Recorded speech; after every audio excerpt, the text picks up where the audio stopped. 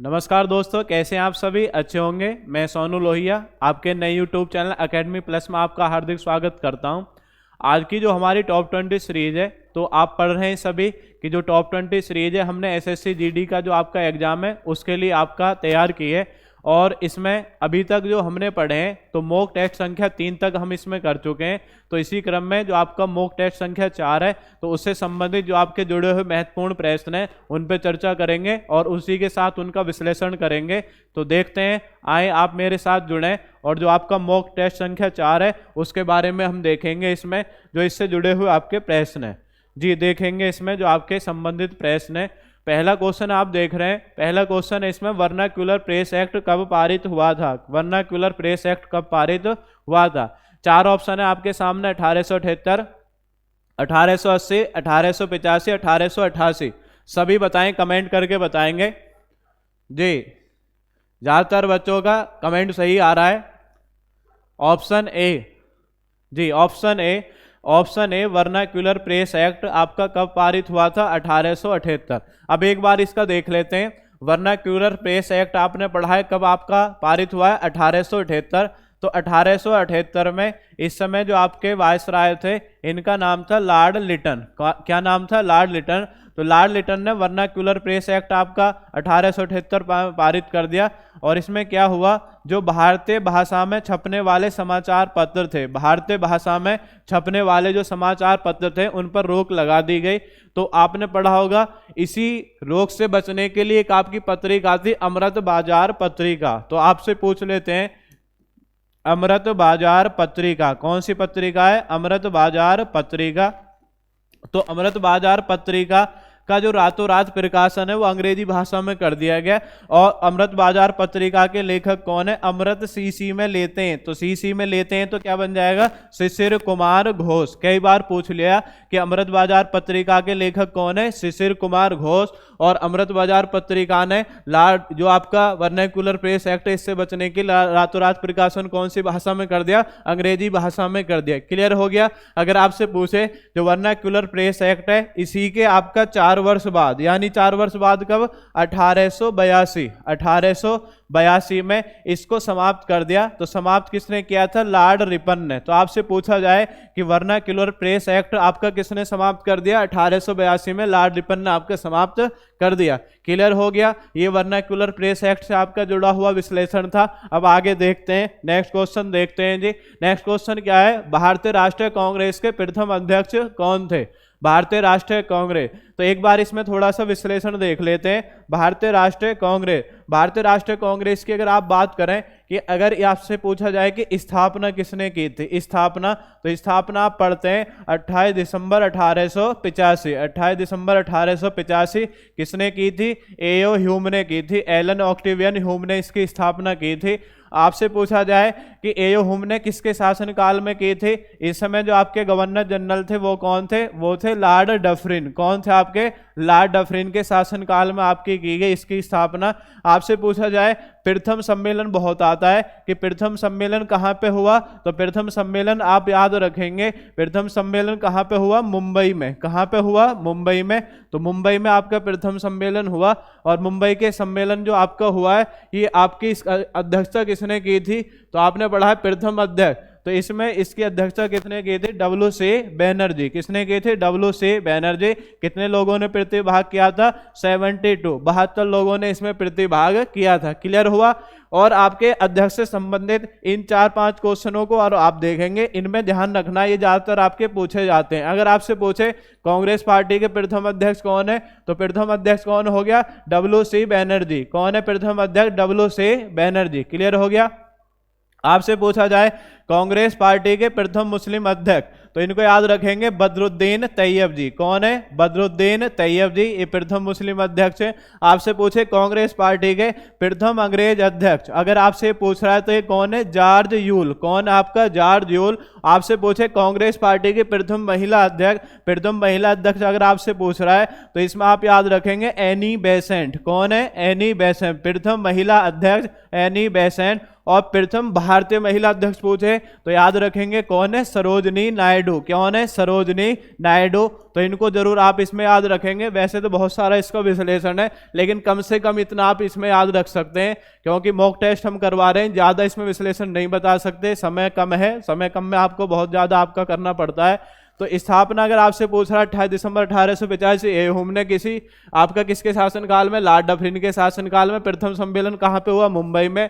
इसमें कितने लोगों ने प्रतिभाग किया, 72। कौन थे इसमें अध्यक्ष, WC बनर्जी। आपने पढ़ा है कांग्रेस पार्टी के प्रथम अध्यक्ष कौन थे, तो प्रथम अध्यक्ष कौन है, आपने पढ़ लिया जी, WC बनर्जी। आपसे पूछा जाएगा प्रथम मुस्लिम अध्यक्ष कौन है, बदरुद्दीन तैयब जी। प्रथम अंग्रेज अध्यक्ष कौन है, जॉर्ज जूल। प्रथम महिला अध्यक्ष कौन है, एनी बेसेंट। और प्रथम भारतीय महिला अध्यक्ष पूछे तो कौन है, सरोजनी नायडू। क्लियर हो गया।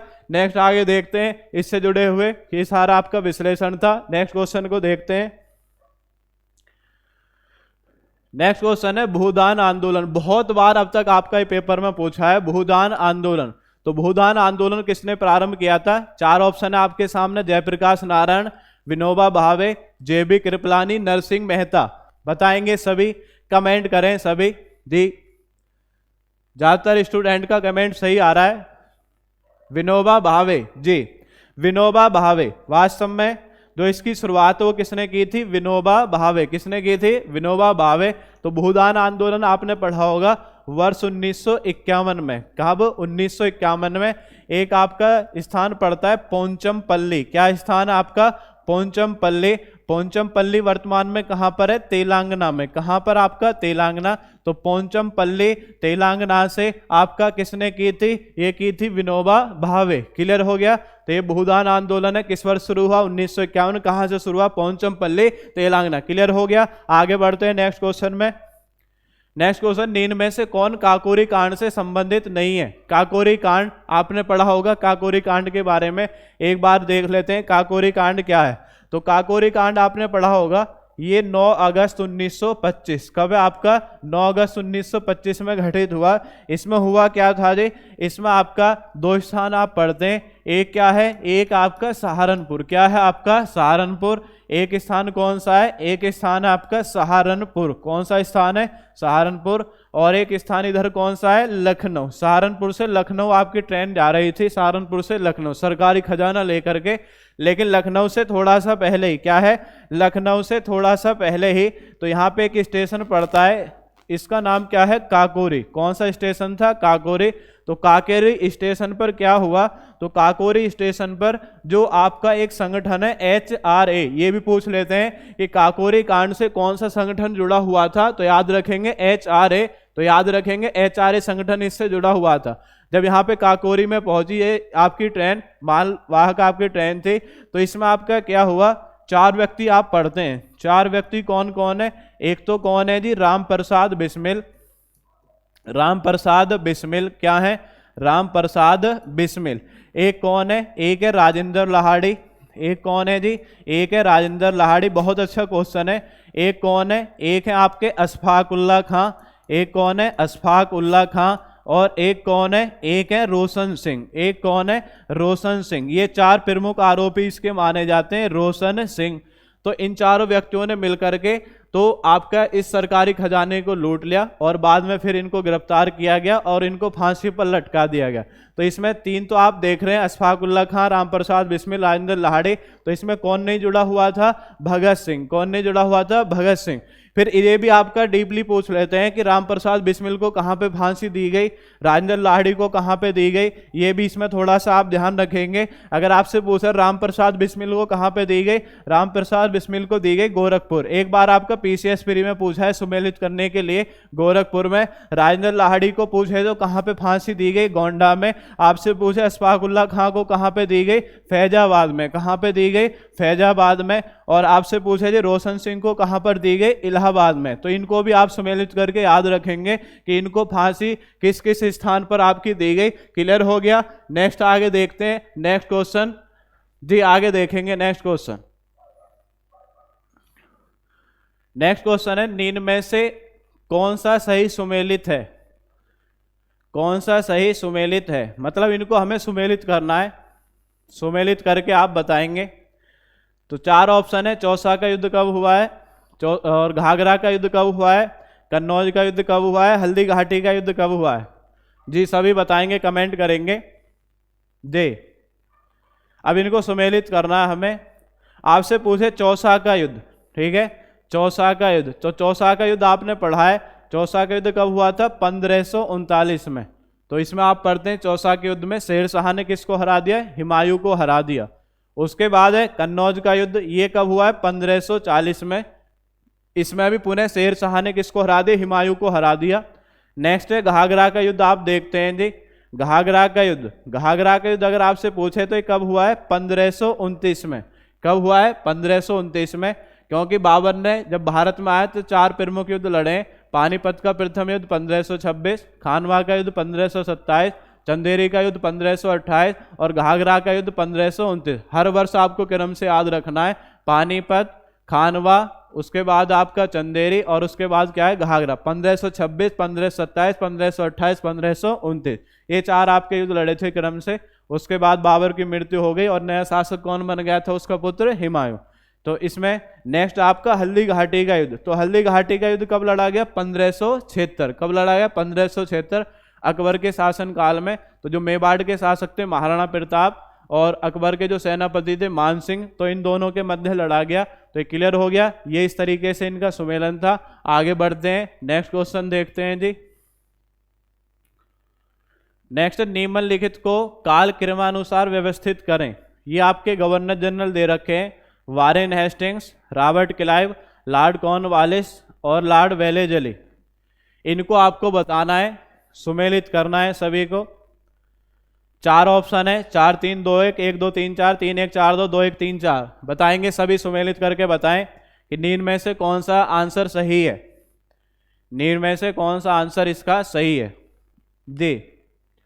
तो आप पढ़ते हैं सबसे पहले कि बंगाल का प्रथम गवर्नर कौन बना जी? बंगाल का प्रथम गवर्नर बना था रॉबर्ट क्लाइव। कौन बना?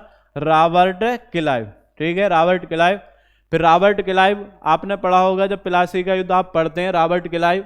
उसके बाद में रेगुलेटिंग एक्ट 1773 आया और रेगुलेटिंग एक्ट 1773 में भारत का प्रथम गवर्नर जनरल किसे बनाया गया? तो आपने पढ़ा हो प्रथम गवर्नर जनरल। अगर गवर्नर पूछ रहा है तो रॉबर्ट क्लाइव है। गवर्नर जनरल अगर पूछे तो इसमें कौन है? Warren Hastings. कौन है आपका? Warren Hastings. तो अगर आपको ज्यादा भी याद नहीं है, अगर 2 भी याद है, रॉबर्ट क्लाइव और वारेन हेस्टिंग्स, तो रॉबर्ट क्लाइव का नंबर क्या है? इसका नंबर है 2। वारेन हेस्टिंग्स का क्या है? 1। तो इसमें देख लेंगे पहले ऑप्शन, मतलब कौन से ऑप्शन में 2 1 दे रखा है, तो 2 1 इसमें दे रखा है, 2 1 3 4। तो उसके बाद में कौन है? लॉर्ड कॉर्नवालिस आप पढ़ते हैं। और उसके बाद में कौन है जी? Lord Wellesley. पढ़ा होगा आपने, लॉर्ड वेलेजली। आपसे अगर पूछा जाए जो सहायक संधि है, कौन सी संधि है? सहायक संधि का जो प्रयोग है वो किसने किया था? Lord Wellesley. आपसे पूछा जाए जी स्थायी बंदोबस्त का जनक कौन है? स्थायी बंदोबस्त का अगर आपसे जनक पूछ रहा है तो स्थायी बंदोबस्त का जनक आप याद रखेंगे कौन है? Lord Cornwallis. सहायक संधि स्वीकार करने वाला प्रथम राज्य अगर आपसे पूछे तो प्रथम राज्य कौन था? हैदराबाद। कौन है आपका? हैदराबाद सहायक संधि स्वीकार करने वाला। और आपको याद रखना है कि सहायक संधि स्वीकार करने वाले राज्यों को क्रम से लगाएं।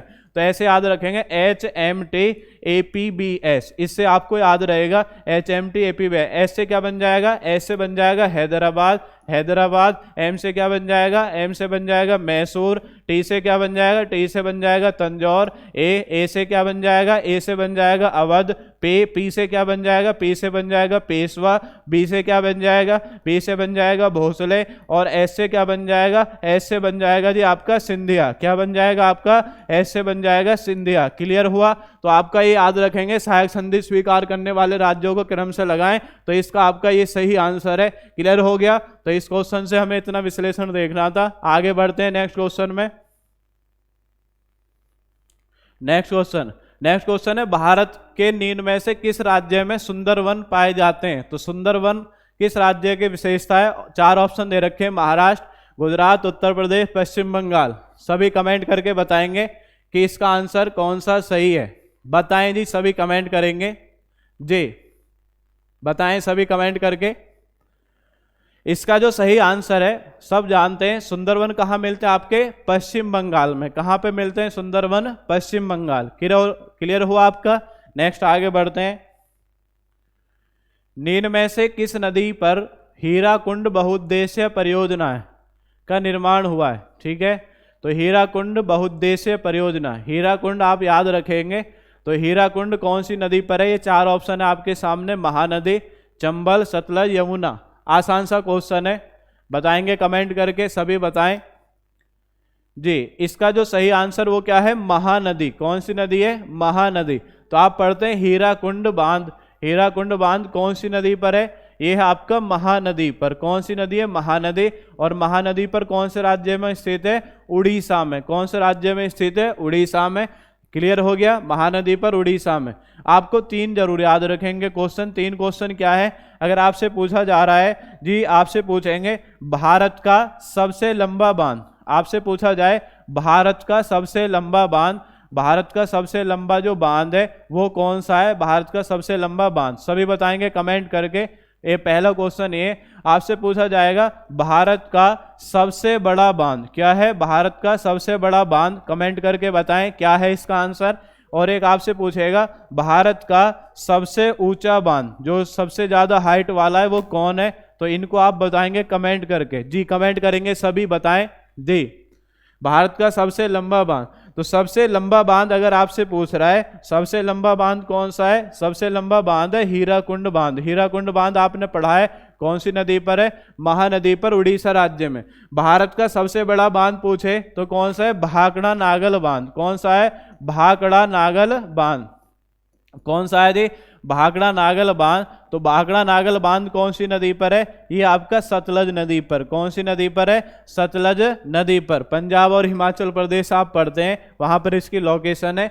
भारत का सबसे ऊंचा बांध आपसे पूछे जी, सबसे ऊंचा कहां पर है? सबसे ऊंचा कौन सा है? तो इसमें आप याद रखेंगे सबसे ऊंचा बांध है टिहरी बांध। कौन सा है? टिहरी बांध। टिहरी बांध आपका कौन सी नदी पर है? ये आपकी नदी है भागीरथी। कौन सी नदी है? नदी का नाम आपका भागीरथी। और भागीरथी नदी कहाँ पर है? उत्तराखंड में। क्लियर हो गया? तो इन 3 को आप जरूर याद रखेंगे। भारत का सबसे लंबा बांध पूछे हीराकुंड बांध, महानदी पर है। आपसे पूछे भारत का सबसे बड़ा बांध पूछे तो भाखड़ा नागल बांध, सतलज नदी पर है। और सबसे ऊंचा पूछे तो टिहरी बांध कहाँ पर है? भागीरथी नदी पर, उत्तराखंड में। क्लियर हो गया? आपसे पूछे उड़ीसा का शोक किसे कहा जाता है? तो कौन सी नदी है उड़ीसा का शोक? महानदी। बिहार का शोक पूछे तो कौन सी नदी है? कोसी नदी। बिहार का शोक पूछे तो कौन सी है? कोसी। और आपसे पूछे पश्चिम बंगाल का शोक कौन सी नदी है? तो इसमें याद रखेंगे दामोदर नदी। क्लियर हो गया? नेक्स्ट आगे बढ़ते हैं। नेक्स्ट क्वेश्चन, निम्न में से कौन सा विश्व का सबसे बड़ा उष्ण मरुस्थल है? 4 ऑप्शन है आपके सामने, कालाहारी, अटाकामा, सहारा, थार। बताएंगे सभी, कमेंट करके बताएं कि निम्न में से कौन सा आंसर सही है? कालाहारी, अटाकामा, सहारा और थार, कौन सा आंसर इसका सही है जी? कमेंट करेंगे सभी जी। सबसे बड़ा सब आप जानते हैं कौन सा मरुस्थल है? सहारा मरुस्थल। कौन सा है? सहारा मरुस्थल। और सहारा मरुस्थल आप पढ़ते हैं कौन से महाद्वीप में स्थित है? अफ्रीका में। कौन सा महाद्वीप आपका? अफ्रीका महाद्वीप के मध्य में स्थित है आपका कौन सा मरुस्थल? सहारा।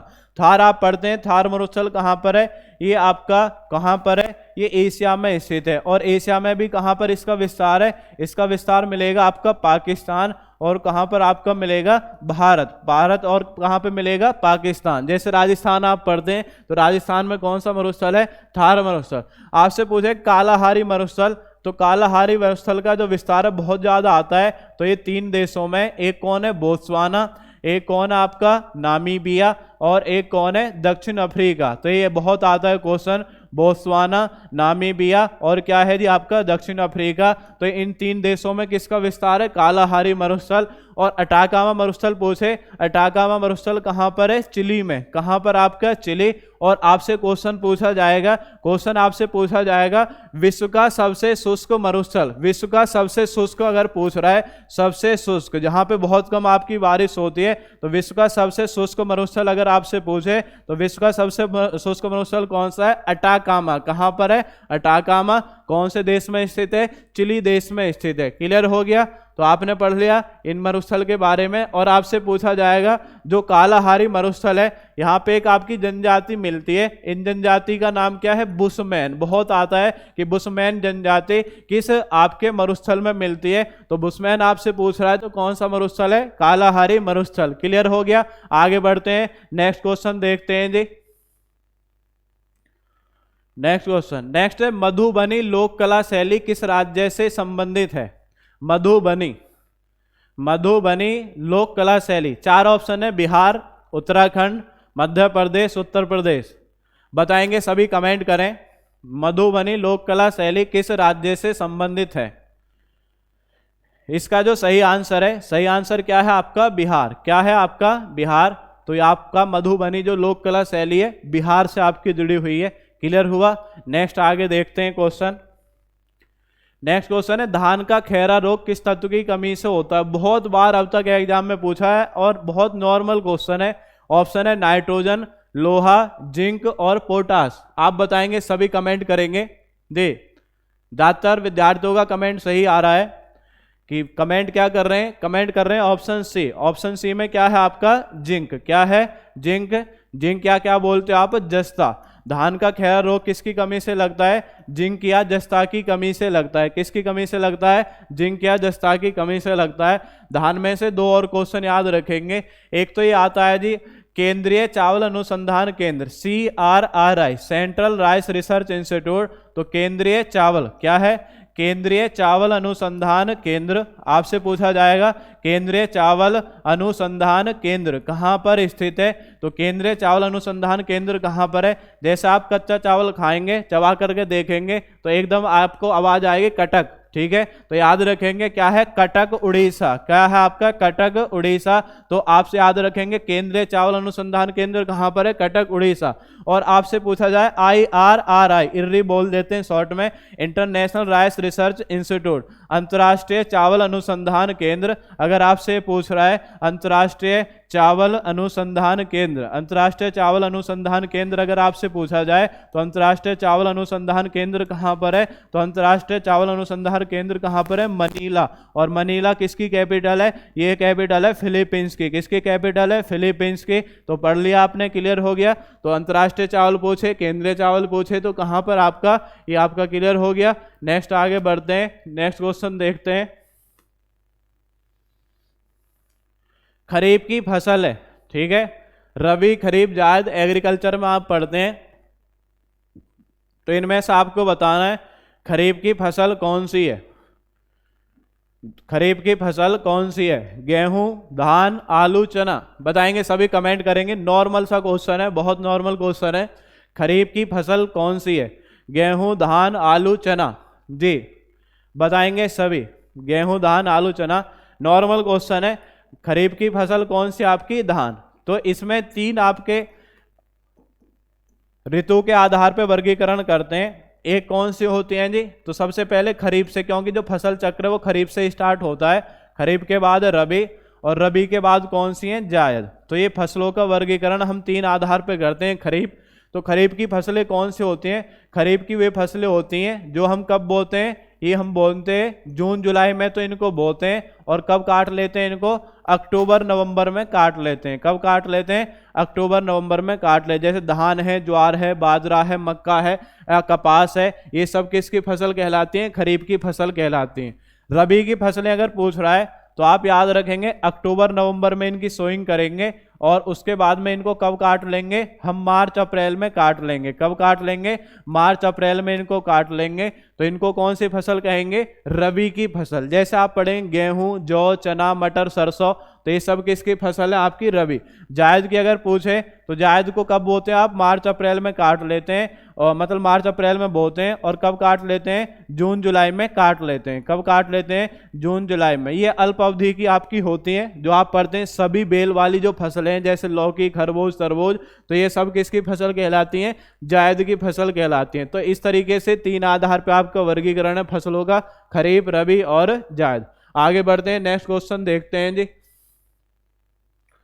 नेक्स्ट क्वेश्चन है प्रमाणित बीज के थैले पर लगे टैग का रंग क्या होता है? प्रमाणित बीज जो आपका सर्टिफाइड बीज होता है, तो सर्टिफाइड बीज के थैले पर कौन सा टैग आपका दिया जाता है। तो सर्टिफाइड, अगर सीड की बात करें तो सर्टिफाइड सीड पे आपके 3 कलर मतलब 4 कलर दे रखे हैं, नीला, सफेद, लाल, पीला। बताएंगे सभी, कमेंट करेंगे। प्रमाणित बीज, प्रमाणित बीज पर कौन सा आपका टैग दिया जाता है जी। इसका जो सही आंसर है, सही आंसर क्या है आपका, नीला। किस तरीके का आपका टैग दिया जाता है, नीला टैग आपका दिया जाता है प्रमाणित बीज पर। क्लियर हो गया, प्रमाणित बीज पर कौन सा टैग आप देते हैं, नीला आपका टैग दिया जाता है। आगे बढ़ते हैं, नेक्स्ट क्वेश्चन देखते हैं। नेक्स्ट क्वेश्चन, ओलेरी कल्चर शब्द का संबंध किससे है। ओलेरी कल्चर, तो ओलेरी कल्चर आप सब्जी विज्ञान से, पुष्प विज्ञान से, फसल विज्ञान से, फल विज्ञान से, सभी बताएंगे, कमेंट करके बताएं ओलेरी कल्चर किससे जुड़ा हुआ है। ओलेरी कल्चर बताएंगे, ओलेरी कल्चर किससे जुड़ा हुआ है, कमेंट करेंगे सभी जी। ओलेरी कल्चर किससे, आपका ये सब्जी विज्ञान से जुड़ा हुआ है। किससे जुड़ा हुआ है, सब्जी विज्ञान से ओलेरी कल्चर। क्लियर हो गया। नेक्स्ट आगे, नेक्स्ट क्वेश्चन है, फलों को पकाने में उपयोग किए जाने वाला रसायन कौन सा है। तो फलों को पकाने के लिए हम कौन सी गैस का प्रयोग करते हैं। ऑप्शन है मेथेन, एथिलीन, सल्फ्यूरिक अम्ल, ग्लूकोज। कौन सी गैस का आप प्रयोग करते हैं, मेथेन, एथिलीन, सल्फ्यूरिक अम्ल और क्या है आपका ग्लूकोज।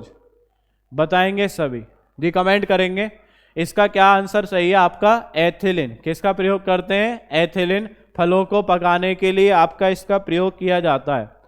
नेक्स्ट क्वेश्चन है, पपैन किसका स्रोत है। पपैन, आम, बेल, पपीता, केला। बताएंगे सभी कमेंट करके।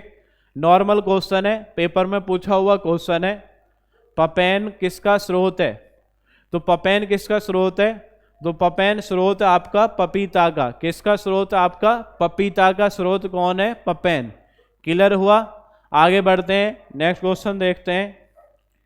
नेक्स्ट क्वेश्चन है, लीची फल का कौन सा भाग खाया जाता है। लीची फल का कौन सा भाग खाया जाता है। 4 ऑप्शन है, फल भित्ति, मध्य फल भित्ति, मासल एरल, मासल एरिल। ये परिल हो रहा है, ये क्या है, एरिल, मासल एरिल, और क्या है, अंतः फल भित्ति। ये 4 ऑप्शन में आपके सामने, बताएंगे कौन सा सही है। तो आप पढ़ते हैं, लीची का जो खाए जाने वाला भाग कौन सा होता है, एरिल। कौन सा आपका, एरिल। तो आपके जो ज्यादातर पूछे जाते हैं उनको एक बार आप देख लेंगे। जैसे आपका लीची है, लीची का कौन सा भाग खाया जाता है, तो इसमें आप याद रखेंगे एरिल। कौन सा भाग है, एरिल। आपसे पूछे नारियल, नारियल का कौन सा भाग खाया जाता है, नारियल का आप याद रखेंगे भ्रूण पोष। कौन सा आपका, भ्रूण पोष। ये नारियल का खाए जाने वाला भाग है। आपसे पूछा जाएगा, नारियल का क्लियर हो गया। आपसे पूछा जाएगा जी, जो आपके जैसे संतरा है, संतरा का कौन सा भाग खाया जाता है, संतरा। तो इसमें आप याद रखेंगे रेशेदार भाग। संतरा, नींबू वगैरह, इनका कौन सा भाग खाया जाएगा, रेशेदार। अनार का अगर आपसे पूछ रहा है, अनार का कौन सा भाग खाया जाता है, तो इसमें याद रखेंगे बीज चोल। क्या है आपका, बीज चोल। आपसे पूछा जाए जी, सेब और नाशपाती का कौन सा है, सेब और नाशपाती का आप याद रखेंगे संपूर्ण पुष्पासन। कौन सा भाग है आपका, संपूर्ण पुष्पासन। कौन सा आपका, संपूर्ण पुष्पासन। एक और ये याद रखेंगे, आम का अगर पूछ रहा है तो आम में याद रखेंगे ऊपर वाला छिलका उतार देते हैं, बीच में वाला आपका पार्ट है, अंदर गुठली होती है, तो इसे बोलेंगे आम का कौन सा भाग खाया जाता है, मध्य फल भित्ति। कौन सा खाते हो आप, मध्य फल भित्ति। क्लियर हो गया, कौन सा भाग खाते हैं, मध्य फल भित्ति। क्लियर हो गया। नेक्स्ट आगे देखते हैं, ये ज्यादातर आपके पूछे जाते हैं, इन्हीं में से एक मिलता है। जैसे इसमें पूछा है लीची का कौन सा भाग खाया जाता है, एरिल। आगे बढ़ते हैं, नेक्स्ट क्वेश्चन देखते हैं जी। नेक्स्ट क्वेश्चन है, राष्ट्रीय खेल दिवस कब बनाया जाता है। राष्ट्रीय खेल दिवस 25 अगस्त, 29 अगस्त, 23 अगस्त, 31 अगस्त। नॉर्मल क्वेश्चन है, बताएंगे सभी, कमेंट करेंगे राष्ट्रीय खेल दिवस कब बनाया जाता है। राष्ट्रीय खेल दिवस के बारे में आप बताएंगे जी। ज्यादातर विद्यार्थियों का कमेंट सही आ रहा है। राष्ट्रीय खेल दिवस कब बनाते हैं, 29 अगस्त। कब बनाते हैं, 29 अगस्त। और 29 अगस्त को किसका जन्मदिन होता है, मेजर ध्यानचंद। हॉकी के जादूगर कौन है, मेजर ध्यानचंद। तो मेजर ध्यानचंद के जन्म दिवस के अवसर पर तो आपका कौन सा खेल दिवस बनाया जाता है, 29 अगस्त को राष्ट्रीय खेल दिवस बनाया जाता है। नेक्स्ट आगे बढ़ते हैं, नेक्स्ट क्वेश्चन देखते हैं। नेक्स्ट क्वेश्चन है आपका, नेक्स्ट क्वेश्चन है आलू है, आलू क्या है? आलू जड़ है, तना है, पुष्प है, पत्ती है? सभी कमेंट करके बताएंगे आलू क्या है। आलू जड़ है, तना है, पत्ती है, क्या है? बताएंगे, सभी कमेंट करेंगे आलू क्या है। हाँ जी, इसका सही आंसर क्या होगा? आलू क्या है? आलू है आपका तना। तो कुछ आपको ऐसे लगते हैं जैसे जड़ हो, तो जड़ से जड़ है नहीं, लेकिन वो लगता है आपको जिस तरीके से आपका जड़ का उदाहरण हो, लेकिन है ये आपके तना। जैसे अगर बात करें तने के उदाहरण में, तो तने के जो उदाहरण है जिनमें से आपका क्वेश्चन आता है तने के उदाहरण, जो तने हैं लेकिन लगता है ऐसा है जैसे जड़ हो, तने के उदाहरण। तो तने के उदाहरण में जैसे आपने पढ़ा है आलू है, तो आप पढ़ेंगे एक तो होता है स्तंभकंद। क्या है? स्तंभकंद या ट्यूबर बोल देते हैं। स्तंभकंद कौन होता है जी? आप बताएंगे। मैं पहले इनको लिख लेता हूँ। स्तंभकंद हो गया। एक होता है पिरकंद। एक क्या होता है? पिरकंद। एक क्या होता है जी? एक होता है घनकंद। ये सब तने के आपके रूप होते हैं। और एक होता है जी सल्ककंद। ये आपके तने के 4 प्रमुख रूप हैं, स्तंभकंद, पिरकंद, घनकंद और क्या है आपका सल्कंद। अब आपको बताना है कि स्तंभकंद का उदाहरण क्या है। स्तंभकंद का उदाहरण क्या है? आपका आलू। क्या है? आलू। पिरकंद का अगर आपसे पूछ रहा है कि पिरकंद का उदाहरण क्या है, पिरकंद में आप याद रखेंगे हल्दी और अदरक। कौन कौन है इसके उदाहरण? हल्दी और अदरक। आपसे पूछा जाएगा कि घनकंद के कौन है, घनकंद का याद रखेंगे इसका उदाहरण क्या है? इसका उदाहरण है आपका, इसमें याद रखेंगे केसर। क्या है आपका? केसर। और आप क्या याद रखेंगे इसमें? एक केसर है और एक क्या है इसमें? एक हो जाएगा आपका अरबी। एक क्या है आपका? अरबी। ठीक है। उसके बाद आप याद रखेंगे सलकंद का उदाहरण। सलकंद का उदाहरण क्या है? एक प्याज है और एक क्या है आपका? लहसुन। एक प्याज है और एक क्या है आपका? लहसुन। तो इनको याद रखेंगे, प्याज और लहसुन। क्लियर हो गया। घनकंद पूछ रहा है अरबी और केसर। आपसे पूछे पिरकंद हल्दी और अदरक। स्तंभकंद पूछे आलू। सलकंद क्या है? प्याज और लहसुन। क्लियर हो गया। नेक्स्ट आगे बढ़ते हैं। नेक्स्ट क्वेश्चन आप देखते हैं जी। नेक्स्ट देखेंगे, इस सीरीज का लास्ट क्वेश्चन है। लास्ट क्वेश्चन क्या है? आधुनिक ओलंपिक खेल कब प्रारंभ हुए थे? तो 4 ऑप्शन आपके सामने, 1886, 1896, 1906, 1916। बताएंगे, सभी कमेंट करेंगे। 1886, 1896, 1906, 1916 जी बताएंगे सभी। लास्ट क्वेश्चन है टॉप 20 सीरीज का। तो इसमें की जो शुरुआत है आधुनिक ओलंपिक खेलों की शुरुआत कब हुई थी? 1896। कब हुई थी इनकी शुरुआत? 1896। ओलंपिक आप जानते हैं, जो ओलंपिक खेल 1896 में। और ओलंपिक खेलों का अगर जनक आपसे पूछ रहा है तो ओलंपिक खेलों का जनक किसे कहा जाता है? Pierre de Coubertin. किसको कहा जाता है? पियरे डी कुबार्टिन को। किसको बोला जाता है जी? पियरे डी कुबार्टिन को ओलंपिक खेलों का जनक कहा जाता है। तो आपने पढ़ा होगा, तो प्रथम ओलंपिक कहाँ पे हुए थे? ये हुए थे आपके एथेंस में। कहाँ पे किए गए थे? एथेंस में आपके प्रथम ओलंपिक किए गए थे। उसके बाद में आपसे पूछे ओलंपिक खेल जो हैं, तो ओलंपिक खेलों में आपने देखा होगा आपके 5 छल्ले होते हैं। कितने छल्ले होते हैं? 5 छल्ले। एक तो आपने देखा होगा जी, एक कैसा होता है? एक तो होता है लाल। कैसा होता है? एक लाल। 5 छल्ले होते हैं। एक कैसा रहेगा? लाल। एक कैसा रहेगा? एक रहेगा जी नीला। एक कैसा रहेगा जी? एक रहेगा आपका पीला। एक कैसा रहेगा जी? एक रहेगा जी हरा। और एक कैसा रहेगा जी? एक रहेगा काला। लाल, नीला, हरा, पीला और क्या है? काला। लाल किसको दर्शाता है? अगर लाल के आपसे पूछ रहा है कि जो लाल है, लाल किसको दर्शाएगा? तो जो उत्तर अमेरिका महाद्वीप है, और कौन सा महाद्वीप है? दक्षिण अमेरिका। उत्तर अमेरिका और दक्षिण अमेरिका महाद्वीप को कौन सा दर्शाएगा? लाल।